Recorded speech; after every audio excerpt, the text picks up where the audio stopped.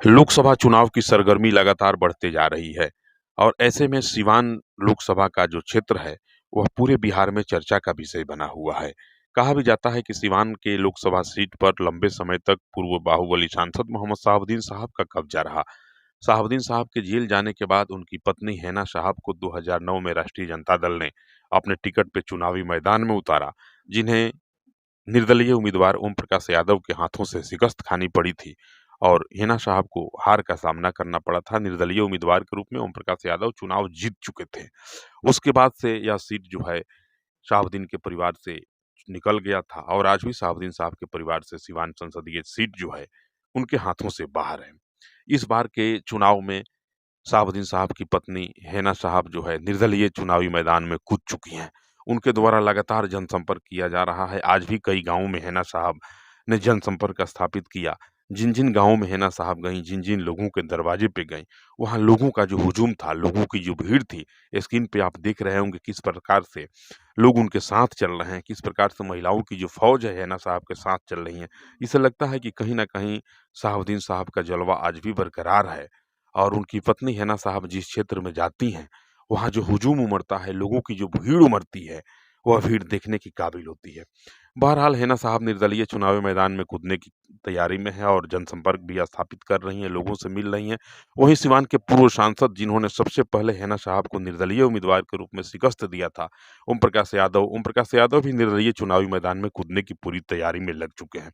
Janata Dal United के खाते में जब यह सीट एनडीए की तरफ से गया तो एनडीए की तरफ से जनता दल यूनाइटेड के लिए जनता दल यूनाइटेड के पूर्व विधायक रमेश सिंह कुशवाहा की पत्नी विजया लक्ष्मी को यह टिकट मिला है जनता दल यूनाइटेड की ओर से और उनके द्वारा भी जनसंपर्क प्रारंभ कर दिया जाएगा। कहा जाता है कि भाकपा माले की ओर से जो है सोहिला गुप्ता का नाम आ रहा है। सोहिला गुप्ता भी चुनाव लड़ सकती हैं और निवर्तमान सांसद जो हैं कविता सिंह, कहा जाता है कि अगर उनका टिकट कटता है तो वे भी जो है निर्दलीय मैदान में उतरेंगी या पार्टी से बगावत करेंगी। बहरहाल मामला जो हो लेकिन अभी तक जो सच्चाई सामने आ रही है उसमें देखा जा रहा है कि एक नंबर में हैना साहब निर्दलीय उम्मीदवार के रूप में चुनावी मैदान में कूद चुकी हैं।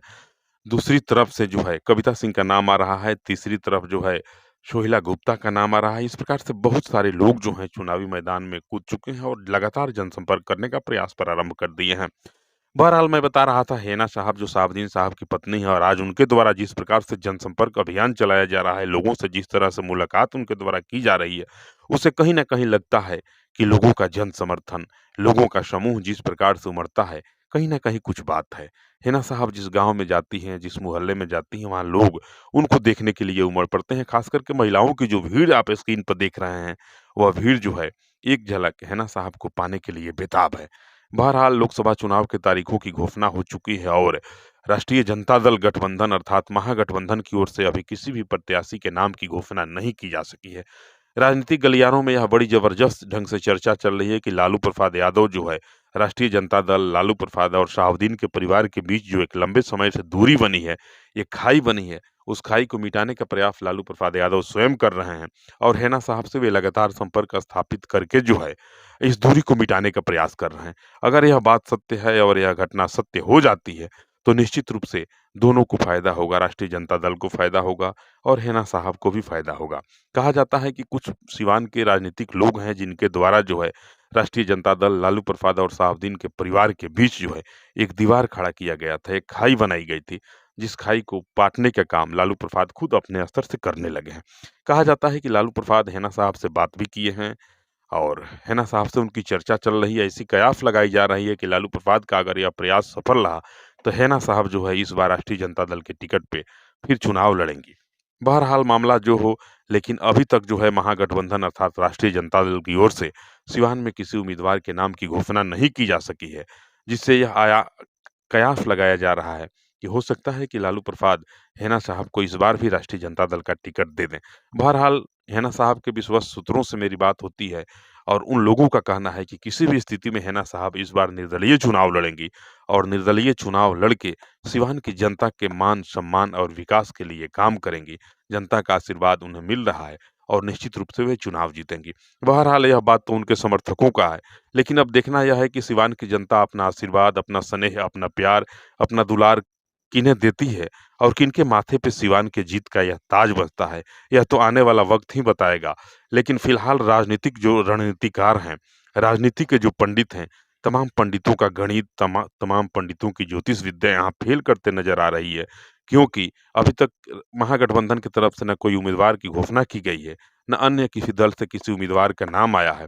जो लोग भी अभी मैदान में देख रहे हैं, उसमें सबसे पहले हेना साहब ने जनसंपर्क प्रारंभ किया है और हेना साहब के बाद जो है, देखना है कि महागठबंधन से कौन आता है। जनता दल यूनाइटेड से बड़ी जोरों से इस नाम की चर्चा चल रही है कि जदयू के पूर्व विधायक रमेश सिंह कुशवाहा की पत्नी विजया लक्ष्मी को यहाँ से टिकट दिया जाएगा। बहरहाल मामला जो हो, आप मुझे मेरे पेज पे देख रहे थे और यह ज़रूर बताएँगे कि सिवान की स्थिति, सिवान के राजनीतिक गणित आपके नज़र में क्या कह रहा है?